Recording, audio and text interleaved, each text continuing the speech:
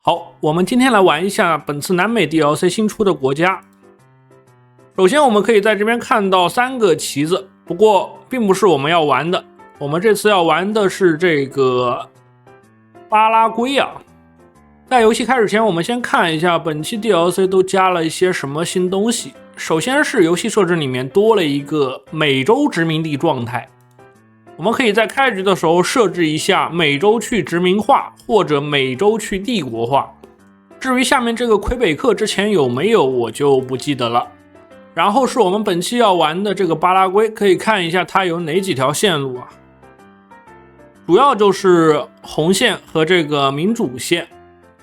红线的话我们会扮演这个佛朗哥啊，民主线的话就是对抗这个佛朗哥。这个名字看似很熟悉，可能是因为他们曾经是这个西班牙、葡萄牙的殖民地，所以名称都很像。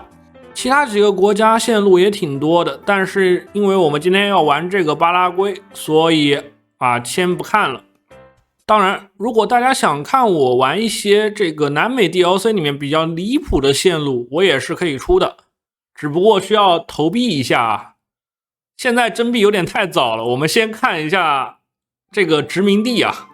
这边我们就先不多说了，直接设置一下我们这个去殖民化，然后开游戏进去看一眼。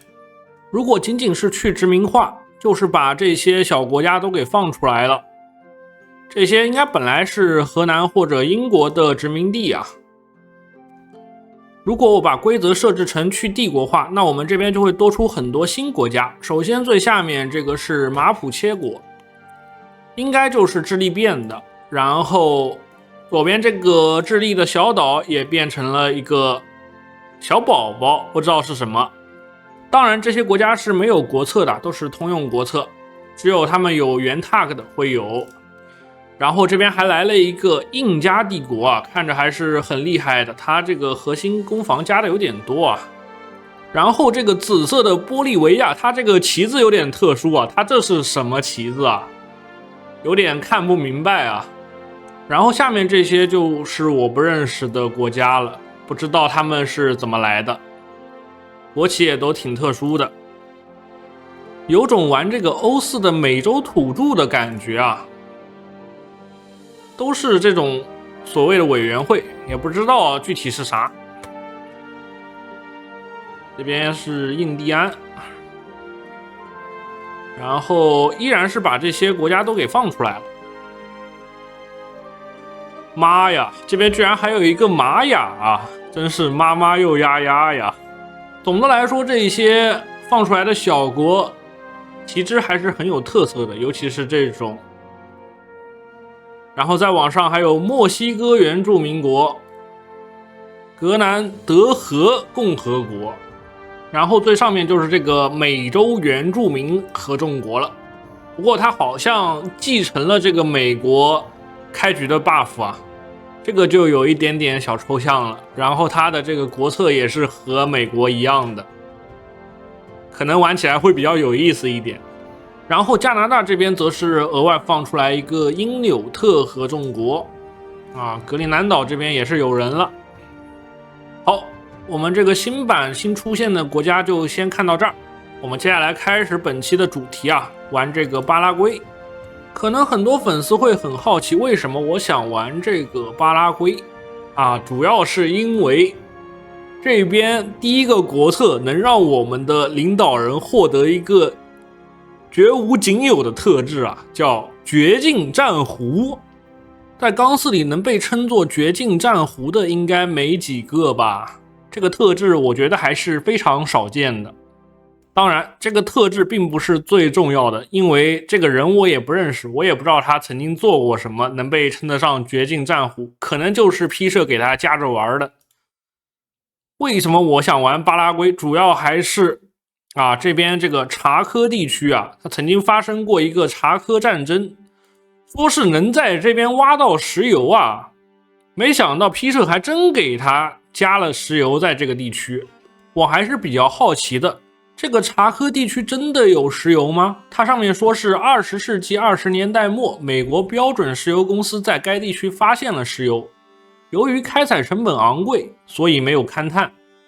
然后它的要求是我们得有挖掘技术3，以及这个开发矿产资源的国策。我们来看一下这个国策啊，这个国策还挺近的，点2个就点到了，给我们加8个钨和8个钢，也就那样吧，35天差不多了。在我印象里，查科地区的这场大战是巴拉圭以少胜多啊，只不过他们抢来抢去，抢到最后发现这个地方根本就没有石油，所以白打了。总的来说，事情的结果还是挺气人的，因为本来就是2个石油公司挑唆的战争，没想到最后连石油都没有。不过 P 社在这边加了油，那应该是有的吧。我对巴拉圭这个国家感兴趣，也是因为它历史上仗打的比较多啊。它在打查科战争之前还打过一个3国战争啊，好像是把下面几个国家全打了。不过很显然啊，这么一个小国肯定是打不过的，但是它是真的能爆兵啊。它现在核心人口才93万，它能拉出10几万的部队来，还是很离谱的。好，话说了这么多，我们赶紧开启本期的正题啊，就是收硬币。我们这期就有限征币一下吧。按照我现在35万粉丝的数量，只要 2.5% 的粉丝给我投1个硬币，我就能收到9000硬币了。所以本期视频只要超过9000硬币，我就再给大家跟一个南美国家。至于是哪个国家，我早就想好了，先不告诉大家。如果没投到的话，那就此作罢了。巴拉圭这个国家的国策还是挺奇特的，我们开局是点不了国策的，因为在历史上我们现在这个总统他会在2月份左右被推翻，所以我们前期得先等他被推翻了才能点。至于是谁推翻的，这个肯定不用想啊，就是我们这个红色派系里面的佛朗哥。他这个红色派系的名字起的也挺有意思的，叫2月革命党，不知道是哪个2月革命啊。然后下面这个黑色派系叫红旗行动，也挺有意思。虽然政治线开局点不了，但是我们还是有不少能点的国策啊。首先是这个3国同盟的阴影，能直接给我们获得巴西和阿根廷的吞并目标啊。从这个事件描述也能看出来3国同盟战争有多惨烈啊。巴拉圭有 60% 的人口死亡，我特地去查了一下资料，在开战前他们是有50万的人口，战争结束后只剩下20万了，其中成年男性比成年女性还要少8万人。这场战争是1872年结束的，到36年也就过了60多年，我们现在的核心人口已经到了90多万，还是挺不容易的。所以这个事件也代表了巴拉圭和这个巴西、阿根廷有血海深仇啊，此仇是必要报的啊，这个复仇主义很浓烈。再往下面看的话，基本上就是对占领地区的处理了，然后这边还有一个获得地区核心。相比之下，右边这个核心明显比左边多啊，只不过右边这条线的话不能加入阵营，能不能加阵营无所谓啊，这个讨伐帝国主义的 buff 捏在手上，这还需要加阵营吗？然后再往右边看，这个自由放任这个词我很喜欢啊，因为它非常的伟大，政府没有理由去干预经济，自由市场将会获胜。这个国策有点神奇的，我之前一直在好奇这个无形的大手到底是什么啊，这个 P 社就给我们做出来了。只要我们把这个国策点完了啊，我们就有这个土地拥有者帮我们建建筑了。所以说我们点了这个国策，约等于直接获得了无形的大手啊。我之前看了一下，点完之后是给我们一个决议，每过270天会自动加一个建筑，至于加什么建筑随缘啊。这边下面一个父权地主能让我们加这个民工军工的概率高一点。总觉得这几个词结合起来有点眼熟，不知道还以为自己开错了游戏啊。右边这条线则是给我们直接刷这个民工的，民工的话我们小国用处不大，所以不用考虑了。再往右的话就是我们的军事线了，开局陆军空军都会给我们刷一个工厂，还是挺有用的。考虑到我们前期有一场大仗要打，我们还是先点这个武装陆军吧，他给的25经验值足够我们改编制了。国策看完了之后，我们再来看一下精神吧。首先是这个查科战争的代价，他也讲了，这个查科战争是32年打到35年的，然后这场战争也是由这个总统主持的，所以他是胜利总统，他打赢了战争，但是给我们扣15政治点数和10稳定，胜利者永远是一个 debuff 是吧？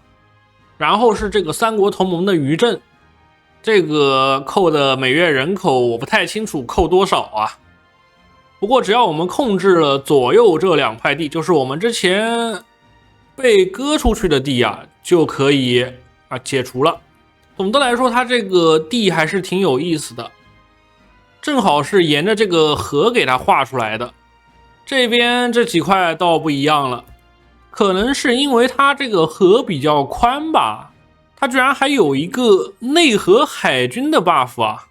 还好这个内河海军是给我们加核心防御啊，不是给对面加什么50攻击的逆天歼星炮啊。看样子批射还是懂点数值的，不能太离谱啊。好，说到这儿，我们总算可以开局了。开局先把这2个师直接给它解散了。他既没有装备，又没有人，拿在手上也没用。我们待会儿要打内战，还分不到我们这边，所以直接给它删了。然后我们就正常点吧，毕竟前期的内战和我们科技也没有关系。也造不出什么东西来，就3个民工。有个细节忘了说了，就是现在的美洲国家都有一个门罗主义啊，至于这个主义要干什么我也不清楚。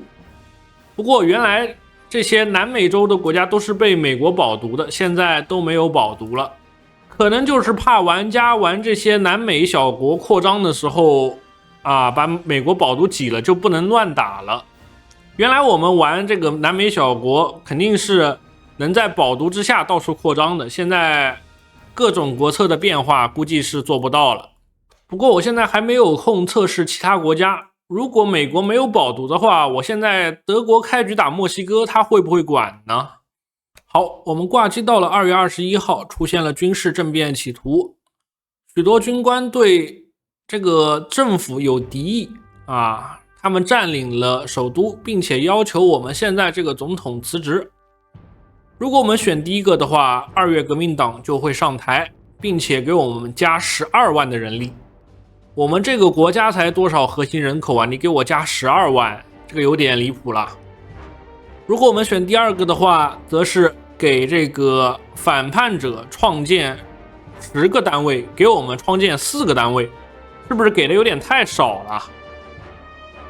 不过无所谓啊，反正我们都是摆烂的。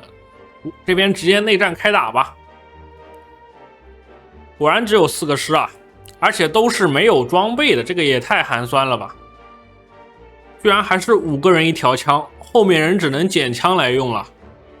我们先把这个部队画一下吧，反正这边有条河，随便他冲，他肯定是冲不过来的。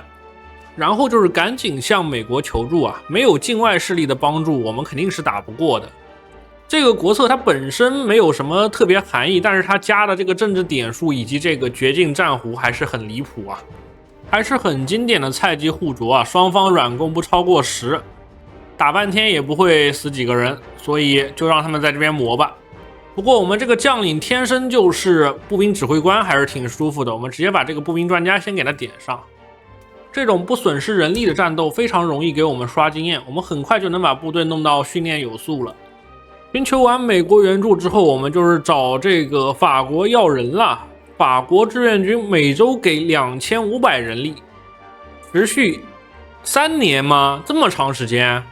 我拿计算机简单敲了一下，1080天，大概就是154周。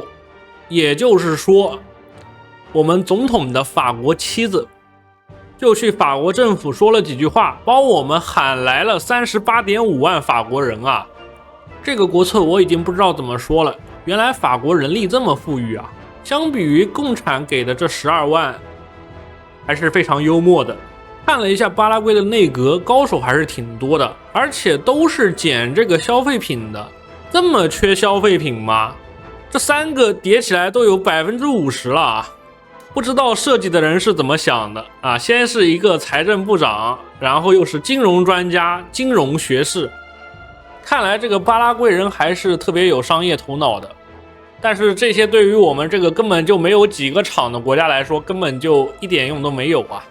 然后这个改革派卫生部长每周人力加50，这个好像还不够我损耗用的吧。总的来说，虽然内阁很多，但是确实有用的没几个。这个加2%科研速度倒是挺香的。看了一圈，搞笑的人还是非常多的。遇事不决，我们还是直接沉默的实干家吧。可惜的是，我们前期巨高的稳定度，让我们基本涨不了多少点数，还是很难回本啊。没想到这个玻利维亚也会发生革命啊！虽然他没有做国策，但是做了事件。他现在是变成了军政府，是这个中立主义啊，还是很中立的呀。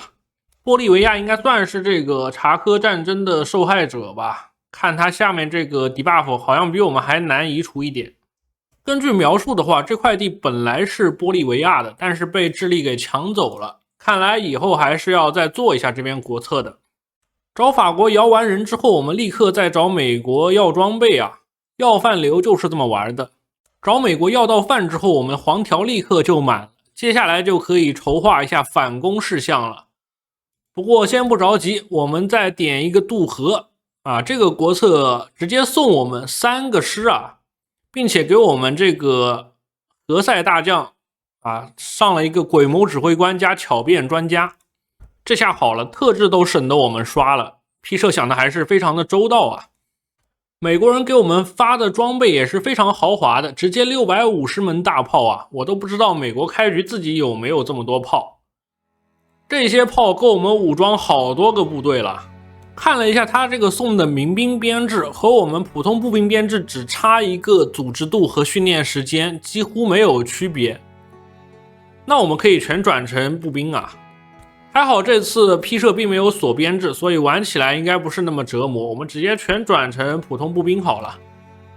然后给我们步兵师全部塞上炮，我们就算开局玩6步2炮也才要72个火炮，650门大炮够我们武装8个师了呀，这美国人可真大方。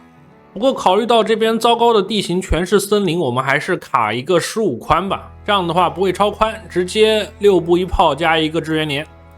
好，渡河点完之后，我们直接多了3个师啊，3个海陆。看一下这个海陆的编制啊，9海陆1炮，前期给我这么猛的编制好吗？这下就随便吊打 AI 了呀。虽然有了这些编制，我已经几乎稳赢了，但是我不着急打败这个叛军啊，因为我们国策下面还有一个煽动玻利维亚。这个国策也是特别的有意思啊，居然是发布一份假电报，暗示佛朗哥在内战结束后有意扩张到玻利维亚，从而让这个玻利维亚政府介入啊。真当别人会信吗？你咋不发一份电报告诉玻利维亚我是秦始皇呢？不过既然有了，那我们肯定是要点的，因为我们也能获取一个针对玻利维亚的吞并目标。为什么我上来就玩这条线？其实还有一个原因，就是这个竭尽所能赢得胜利啊！他开局直接给我们开总动员，直接都跳过了战神经济啊！开局就起飞还是有点离谱的。这边我们点数又够了，感觉安排其他人意义不大，不如直接给我们上一个总司令啊，测量员，直接给我们加8%的主动性，好像直接等于一个通信连的这个价值呀。可能是设计师真怕大伙打不赢内战啊，所以专门搞了这么一个抽象的国策。其实也挺好，因为我们本来就是没几个厂的，内战的话它是通用国策，说不定能帮我们刷几个厂在家里面。而且这个总动员也是非常的人性化，他在启用总动员的同时顺便帮我们开了女性劳工，可能是怕我太萌新，不知道这个会扣人力。好，到这边我们就快要煽动完玻利维亚了，可以开始发动进攻了。为什么一直不打？主要也是因为怕卡国策啊。如果这个国策不在内战中点完的话，下面就点不了了，就很折磨啊。所以直接开打。虽然敌军也挖了堑壕，但是我们这个将领啊，他有渡河，我们直接架桥，就瞬间给他击溃了。毕竟我们有炮，他没有炮啊。现在新部队又造出来了，一共9个师，还是很猛的。过河之后，先原地观望一会儿，等这个国策结束，可不能一不小心把他给打死了。因为是我们的核心领土，所以打的还是很轻松的。这样的话，我们就获得了针对玻利维亚的战争目标了。接下来我们可以点的国策就有很多了。首先是这个城市化，大家最爱的城市化。虽然70天给1民1军，但是对于我们小国来说还是很重要的。然后就是买意大利的飞机，110架飞机直接到手，换算成这个军工生产值还是挺贵的。然后紧急授权直接给我们解锁这个正当化的紧张度限制我们可以直接开始变成战狂了。虽然我们是这个民主国家，但当一当战狂也无所谓然后这个专业化地形训练就是给我们减地形惩罚的，在这个南美全是这种什么丛林树林的，还是挺有用的。然后再往右的话，就是直接拿这个巴西和阿根廷的吞并目标了，这个也是非常有用因为前期这种小国他们连线都填不满，说不定我们就可以复刻一手神秘势力的跑马直接把大伙全给跑了。至于右边这个自由放任还是相当重要的，因为它是每过一段时间自动刷一个场，所以越早点收益越大。对于下一个国策的选择，我们是不选的我们先把内战打完，这个应该打得很快的，实在不行再强行进攻一下。因为我们是核心领土，所以就算玻利维亚打我们，应该也抢不到地这边就直接拿下了。如果是有想法的玩家，也可以选择受益者玻利维亚，把这块地送给他。不过我还是正常玩，直接自己吃了。内战结束之后，我们就可以发动政变直接让我们这个面相极佳的将军上台了。这个将军还是非常强的，主要是他这个 buff 有点离谱了，补给消耗减 10%， 计划加成上限加 10%。要知道我一直在纠结是玩决战还是玩人海，结果你把2个送的 buff 全给我带上了，你是不是有点太无敌了？也是趁现在这个玻利维亚立足未稳我们直接向他发起冲锋。才想起来我们这个家里面居然还有12个飞机，不过这个位置应该是够不到了，不管那么多了，快速走向边境线刚刚从叛军手上缴获到的装备也能再给我们武装几个师了，赶紧造起来。等我们这波部队攒齐，我们就把这个阿根廷给它掀了，柿子也得挑软的捏。才发现我们已经有了100点的经验那我们直接先点一个人海吧，毕竟这个南美洲的补给还是非常糟糕的。点完之后直接开冲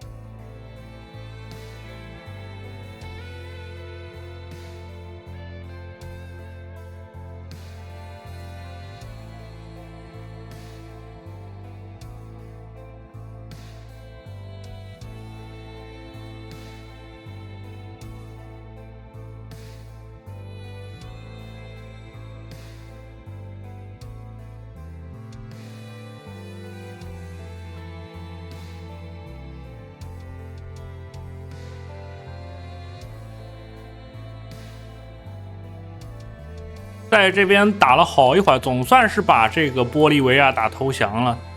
他这个山地有点太离谱了，这到底是什么地方？我在网上查了一下，说是这个地方最高有4700米，原来我是在这么极限的环境下打赢的呀。拿下玻利维亚之后，我们和巴西以及阿根廷的接触面就变大了，接下来就要对付一下巴西和阿根廷了。我们这个国策点完之后就点一下这个在三国同盟的阴影下啊。当然我们不必同时对付巴西和阿根廷，所以可以先消灭阿根廷再去打巴西。等这些地全部打下来之后，我们再点一个传奇故事就能获得全部核心了。拿下全部核心，我们就直接起飞了。接下来想打谁就打谁了，不过大概率也是往北边打，一直打到美国去。到这边，我们这个埃斯蒂加里比亚被捧为了英雄，然后决议里面就多出了一个任命他为领导人啊，我们可以直接一键切换政党，从这个蓝色派系变成中立主义啊。至于要不要变，我们下集再说吧。现在这些事件都得再打几仗才能解决啊。